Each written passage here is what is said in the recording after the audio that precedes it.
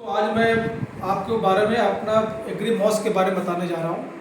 और ये हमारा लिक्विड फॉर्म में आता है और इसका हमें स्प्रे करना होता है। एग्री मॉस काम क्या करता है, मैं बात करूँ तो एग्री मॉस जो है ये फूलों को जब हम फूलों को गिरने से बचाता है। इसका यूज कब करते हैं, फूल आने से 10 से 15 दिन पहले हम इसका स्प्रे करते हैं और फूल जब फल में कन्वर्ट हो जाता है उसके बाद 15 से 20 दिन बाद इसका करते हैं। ये पौधों में हार्मोन्स की प्रक्रिया को बढ़ाता है, परागण की क्रिया को भी बढ़ाता है, फलों को अच्छा विकास देता है और फूलों और फलों को गिरने से बचाता है। इसका सबसे मुख्य काम है कि ये फूलों और फलों को गिरने से बचाता है।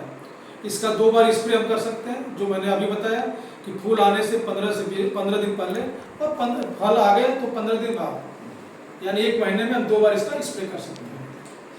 ಸ್ನೇಹಿತರೆ, ಇದು ವೇಸ್ಟೇಜ್ ಕಂಪನಿಯ ಕೊನೆಯ ಪ್ರಾಡಕ್ಟ್ ಅಗ್ರಿ ಮಾಸ್ ಅಂತಂದ. ಇದು ಬೇಸಿಕಲಿ ನಾವು ಯಾವಾಗ ಯೂಸ್ ಮಾಡ್ತೀವಪ್ಪ ಅಂತಂದರೆ, ಎಲ್ಲವೂ ವಾತಾವರಣದಲ್ಲಿ ನಿರ್ಭರ ಆಗಿರೋಂಗೆ ವಾತಾವರಣ ಪದೇ ಪದೇ ಬದಲಾವಣೆ ಆಗ್ತಿರ್ತದೆ. ಬದಲಾವಣೆ ಆದಂಥ ವಾತಾವರಣದಲ್ಲಿ ಈ ನಮ್ಮ ಹೂ ಸೆಟ್ ಆಗ್ತಿರಲ್ಲ, ಹೂ ಸೆಟ್ ಆಗ್ತದೆ. ಸೆಟ್ ಆದರೂ 8 ಹೂ ಬಿಟ್ಟಿತ್ತು ಅಂತಂದರೆ 2 ಹೂ ಉಳ್ಕೊತವೆ, 8 ಏನಪ್ಪ ಬಿದ್ದೋಗ್ಬಿಡ್ತವೆ. ಅಂಥ ಟೈಮಲ್ಲಿ ಇದನ್ನು ಸ್ಪ್ರೇ ಮಾಡಿದರೆ ಏನಾಗುತ್ತಪ್ಪ ಅಂತಂದರೆ, 10 ಹೂ ಬಿಟ್ಟು ಅಂತಂದರೆ ಅಥವಾ 8 ಹೂ ಬಿಟ್ಟು ಅಂತಂದರೆ 2 ಹೂ ಮಾತ್ರ ಡ್ರಾಪ್ ಆಗ್ತದೆ, ಉಳಿಕೆದ 6 ಹೂ ಹೋಲ್ಡ್ ಮಾಡ್ತದೆ. ಸೊ ಹೋಲ್ಡ್ ಮಾಡಿ ಚೆನ್ನಾಗಿ ಗ್ರೋತ್ ಆಗೋದಲ್ಲಿ ಹೆಲ್ಪ್ ಮಾಡ್ತದೆ. ಇದನ್ನು ಹಾರ್ಟಿಕಲ್ಚರ್ ಕ್ರಾಪ್ನವ್ರಿಗೆ ತುಂಬ ಬೆನಿಫಿಟ್ ಆಗ್ತದೆ. ಈ ಯಾವುದಪ್ಪ ಅಂತಂದರೆ ಬನಾನ ಆಗಿರ್ಬೋದು, ಜೊತೆಗೆ ಈ ಮಾವಿನ ಹಣ್ಣು ಆಗಿರ್ಬೋದು, ದಾಳಿಂಬೆ ಆಗಿರ್ಬೋದು, ಸೀತಾಫಲ ಆಗಿರ್ಬೋದು, ಲಕ್ಷ್ಮಣ ಫಲ ಆಗಿರ್ಬೋದು, ರಾಮಫಲ ಆಗಿರ್ಬೋದು. ಬೇಸಿಕಲಿ ಹೆಚ್ಚು ದಾಳಿಂಬೆಯಲ್ಲಿ ಏನಪ್ಪ ಅಂದರೆ ಜಾಸ್ತಿ ಮಳೆ ಆದಾಗ ಏನಾಗಪ್ಪ ಅಂತಂದರೆ ಫ್ಲವರ್ ಡ್ರಾಪ್ ಆಗ್ತದೆ, ಹೂ ಕಾಯಿ ಕಟ್ಟಲ್ಲ. ಸೊ ಹೀಗಾಗಿ ಆ ಟೈಮಲ್ಲಿ ಇದನ್ನು ದಾಳಿಂಬೆ ಬೆಳೆಗಾರರಿಗೆ ಇದೊಂದು ವರ ಅಂತ ನಾವು ಪರಿಗಣಿಸ್ಬೋದು. ಈ ಪೊಮೊಗ್ರಾನೇಟ್ ಫಾರ್ಮರ್ಸ್ಗೆ ಏನಾಗುತ್ತಪ್ಪ ಅಂದರೆ ಫ್ಲವರ್ ಸೆಟ್ಟಿಂಗ್ ಆಗೋದು ಮತ್ತು ಫ್ಲವರ್ ಡ್ರಾಪ್ ಆಗೋದು, ಇದು ಭಾಳ ದೊಡ್ಡ ಸಮಸ್ಯೆ ಇದೆ ಕರ್ನಾಟಕದಲ್ಲಿ. ಯಾಕಂದರೆ ಪದೇ ಪದೇ ವಾತಾವರಣ ಚೇಂಜ್ ಆಗ್ತಿರೋದ್ರಿಂದ.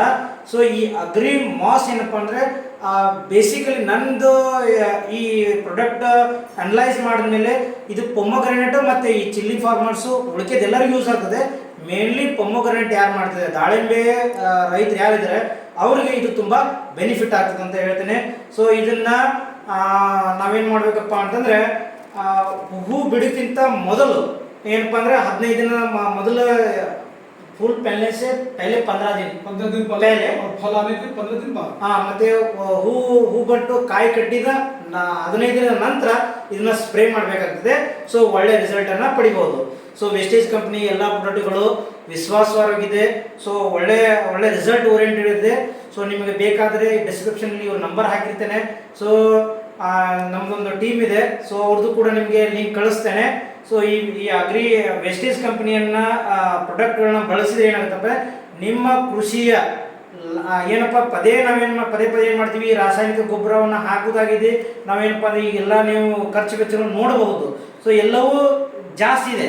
ಸೊ ನಾವು ಆದಷ್ಟು ಈ ಕಡಿಮೆ ಪ್ರಮಾಣದ ಮತ್ತು ಹೆಚ್ಚು ಇಳುವರಿ ಕೊಡುವಂತಹ ಈ ಲಿಕ್ವಿಡ್ ಫಾರ್ಮಲ್ಲಿ ಅಥವಾ ಈ ಗೊಬ್ಬರ ಏನಪ್ಪ ಅಂದರೆ ಈ ಪ್ರಾಡಕ್ಟ್ಗಳನ್ನ ಯೂಸ್ ಮಾಡೋದ್ರಿಂದ ಹೆಚ್ಚು ಇಳುವರಿ, ಹೆಚ್ಚು ಲಾಭವನ್ನು ಪಡಿಬಹುದು. ಧನ್ಯವಾದ.